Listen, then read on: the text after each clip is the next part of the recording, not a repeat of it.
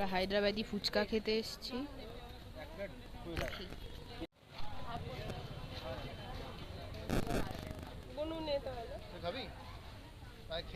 ওই এক প্লেট নি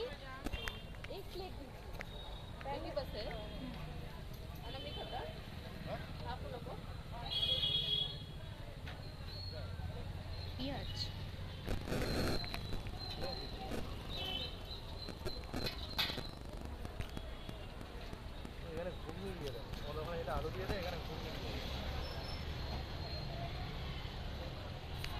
আমরা আগে দেখছি আমার দিদি রিভিউ দিক, তারপর কিছু বলছে না, খাইয়ে বলবে।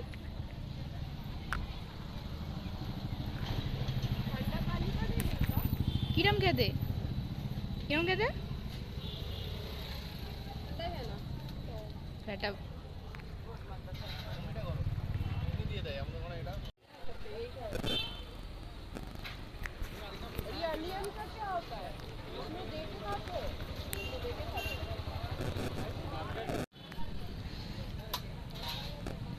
এটা ঘুগনির মতন খেতে মনে হচ্ছিল, গরম জলে ঘুগনি দিয়ে দিয়েছে।